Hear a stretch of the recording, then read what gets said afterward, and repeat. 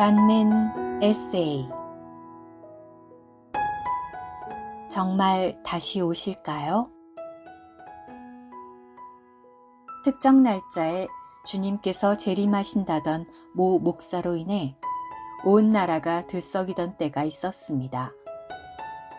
결국 예정된 그날에 아무 일도 일어나지 않았고 적지 않은 이들이 한동안 그 후유증에 시달렸습니다. 그 후 모 목사는 재림 예고일 이후에 만기가 돌아오는 억대 환매체를 사들인 사실이 드러나 사기죄로 구속되기도 했습니다. 주님이 재림하시면 어차피 한국도는 자동으로 휴지 조각이 될 텐데 그런 투자를 남몰래 해둔 것은 그가 입으로는 주님의 재림을 외쳤지만 사실은 자신도 확신이 없었다는 방증입니다. 아침에 아래 말씀을 여러 번 읽고 재림과 관련된 내용을 추구해 볼 때 참으로 깨임이 있었습니다. 또한 깊은 속에서 오 주 예수님, 이 말씀의 의미를 바르게 깨닫고 실행하게 하소서라는 기도가 있습니다. 이제 어린 자녀 여러분, 주님 안에 거하십시오. 그러면 그분께서 나타나실 때 우리가 담대함을 가질 수 있으며 그분께서 오실 때 그분에게서 떨어져 나가는 수치를 당하지 않을 것입니다. 요한일서 2장 28절. 그분은 정말 다시 오실까요? 성경은 주님의 지상 재림을 거듭 언급합니다. 심지어 주님은 성경의 마지막 책인 계시록 끝부분에서 내가 속히 가겠다 라고 말씀하십니다. 그렇다면 주님은 왜 지금까지 안 오고 계시는가? 그것은 그분이 약속을 더디게 지키시는 것이 아니고 아무도 멸망하지 않고 모든 사람이 회개에 이르도록 오래 참고 계시기 때문입니다. 사도 베드로는 마지막 시대에 사람들이 자기 욕망대로 살면서 주님께서 오신다는 약속이 어디 있습니까? 라고 조롱할 것을 경고합니다. 그럼에도 주님은 반드시 오실 것입니다. 그러면 어떻게 해야 하나요? 주님의 재림은 곧 이 세상의 종말을 의미합니다. 그러다 보니 사람들은 위 다미 선교의 사건 때처럼 재산을 팔아 바치고 학업도 중단하고 가출하고 다니던 직장을 그만두고 기도원 가는 식으로 극단적으로 반응합니다. 그러나 이런 모습은 사탄의 또 하나의 계략에 말려든 것일 뿐입니다. 성경은 그러므로 깨어있으라고 했지 일상생활을 포기하라고 말하지 않았습니다.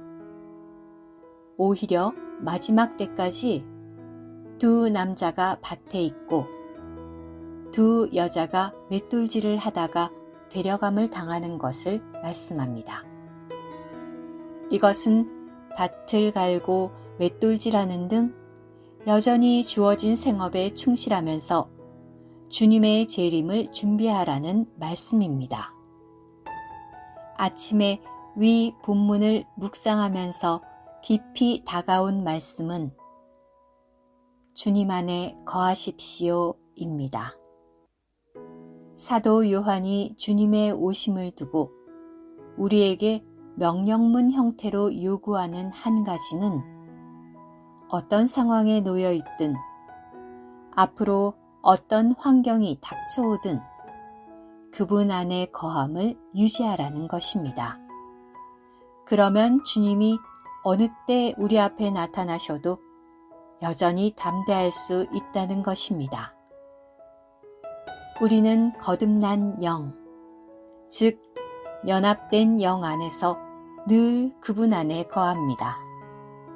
또한 이 연합된 영이 우리의 혼을 통과하여 우리의 삶으로 드러날 때 그것은 하나님의 성품인 사랑과 의가 표현된 모습입니다.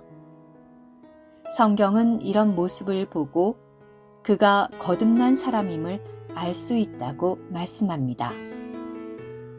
그러나 우리 안에 기름바름의 가르침을 거절하고 대신에 자기 생각과 자기 고집과 자신의 감정대로 살아갈 때 주님과 우리의 혼 사이에는 일종의 긴장과 간격이 생기게 됩니다. 제게는 위 그분 안에 거하라는 말씀이 가능하면 이러한 불일치를 만들지 말며 부득이하게 그런 상황이 생겼다면 빨리 주님께 돌이켜 죄들을 자백함으로써 그분과의 교통을 회복하고 또 계속 유지하라는 말로 이해되었습니다. 그분 안에 거하지 못한 채 그분이 오시면 어떻게 되나요? 추구하면서 바로 이 부분이 본문에서 가장 정신이 번쩍 나게 하는 대목이었습니다. 개역 성경은 언뜻 읽으면 주님 재림 때에 당연히 담대함과 부끄럽지 않음을 얻을 것처럼 이해될 수 있습니다. 그러나 신약 성경 회복력은 해당 부분을 그분에게서 떨어져 나가는 수치를 당하지 않을 것이라고 번역해서 본문에서의 부끄러움이 재림하신 주님의 임재로부터 떨어져 나가는 것임을 더 선명히 했습니다.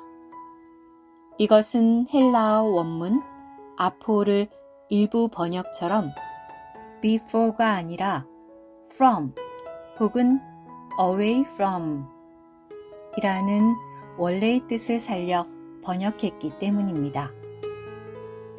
참고로 헨리 알포드는 이 부분을 and may not shrink with shame from him 으로 번역했고 expresses the flying from his presence 그분의 임재로부터 피하다 라는 의미라고 해석했습니다.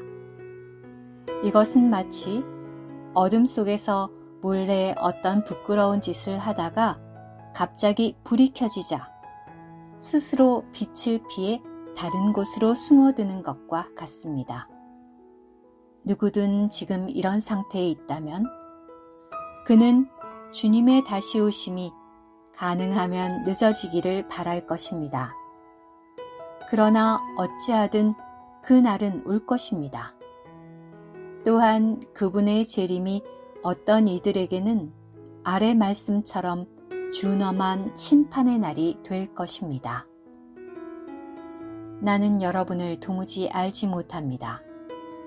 불법을 행하는 사람들이여 나에게서 떠나가십시오. 마태복음 7장 23절 그를 엄하게 처벌하고 위선자들이 받을 벌을 내릴 것이니 거기서 슬피 울며 이를 갈게 될 것입니다. 마태복음 24장 51절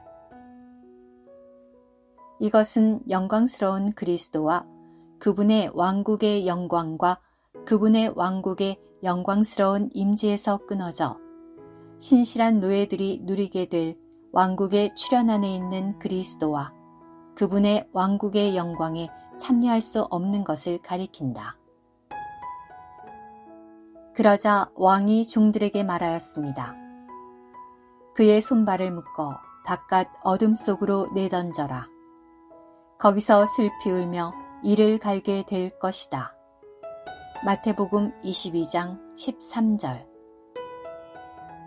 바깥 어둠 속으로 내던져지는 것은 멸망하는 것이 아니다. 그것은 그리스도의 이기는 생명을 살지 않았기 때문에 천년 왕국 동안 왕국의 누림에 참여할 자격을 얻지 못하고 시대적으로 다룸을 받는 것이다. 오는 왕국 시대에 바깥 어둠 속에 던져지는 것은 천년 왕국 후에 영원토록 불못에 던져지는 것과 다르다. 어떤 분들은 위와 같은 말씀을 불신자를 가리킨다고 오해하나 전후 문맥은 전혀 그렇지 않습니다. 이처럼 믿는 이들을 향한 엄중한 경고의 말씀을 다른 부류에게 돌려서 억지 평안을 유지하는 것은 마치 타조가 다급히 쫓기다가 모래 속에 자기 머리를 파묻고 상황이 끝난 것으로 착각하는 것과 같습니다. 주 예수님, 당신의 다시 오심에 관해 바른 이해를 주옵소서. 또한 당신 안에 늘 거하도록 우리 모두를 도우소서. 아멘.